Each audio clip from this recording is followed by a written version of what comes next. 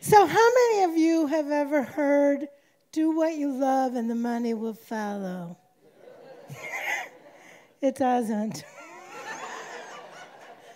You know, like there's 7 billion people in the world. How many people are doing what they love? Like 3?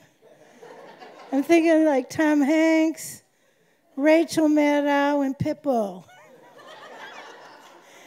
So I was always kind of believed, do what you don't hate if you're lucky. Kind of the opposite of what Chris was talking about. Like just get a desk and be safe. I don't know. I took a career assessment. It turns out my skills are making friends, sing-alongs, and Sudoku.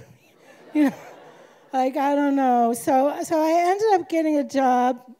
That's where my story begins, at a financial services place, and I really did want to fit in. My boss was this like skinny white Republican golfer guy. He like spoke entirely in sports metaphors. Do you know people? You know, we gotta hit this out of the park. I don't follow sports, so I would like reply with literary allusions. Yeah, I'm on it, boss. Like Troilus was on Cressida. Side note, has anybody read Troilus and Cressida? No. You know why? Because it's terrible.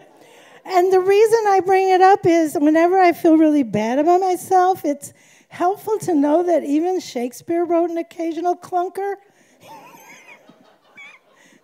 Anyway, I needed a job. I have bills. I tried to fit in. I'm not a troublemaker by nature. Shut up. So I'm there about a month, and my boss comes up. He goes, Marge, I want to give you some feedback.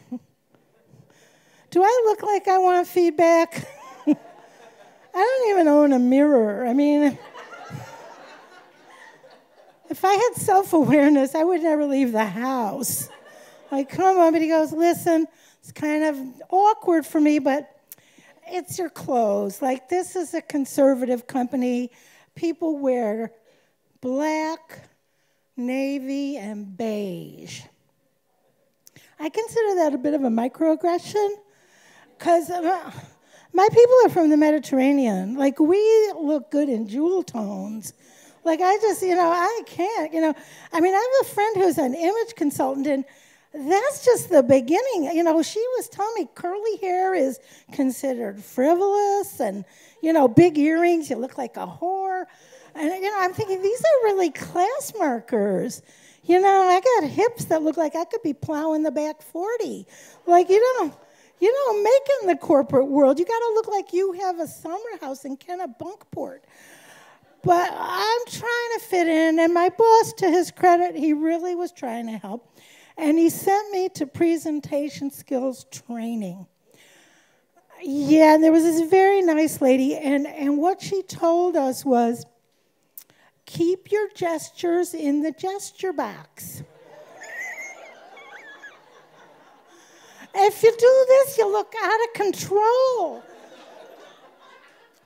And I'm thinking, do you have anybody ethnic working here? But I need a job, right? So I'm doing my presentation, and I'm like, our new product is going to be huge.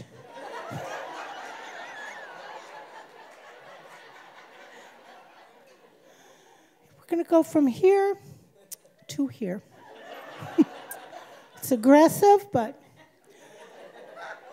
anyway, I'm trying to fit in, but things kind of came to a head. Long story, there was a reorg. They spun off one of the business units, and what they really did was, in effect, they fired all the black people. So I went up to my boss, and I was like, Bill, can I give you some feedback? You just fired all the black people. He goes, Marge, I'm colorblind. Let me be your CNI dog. Everybody here is white. He goes, look, I don't care if people are blue, green, or purple. Do you hate that, right? Like we're living in some kind of Smurfy paradise with no history of discrimination. Like this is what happens when they don't teach critical race theory. Like, did I push a button there? Anyway, anyway, you know, you don't really change people by yelling at them, and so I kept my opinions to myself. I said, Bill, I understand you're not a racist. He says to me, I need to hire people I feel comfortable with. I'm like, your comfort zone fits in the gesture box. But I'm not going to fight with him. I said, I understand you're not racist. It's hard to find women and minorities who look and act exactly like white men. So a couple days later, I'm pulled into HR. And I was let go. Got the theme.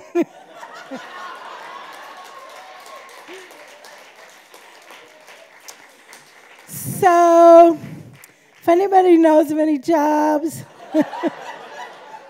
my skills are making friends, sing-alongs, and Sudoku. Thank you.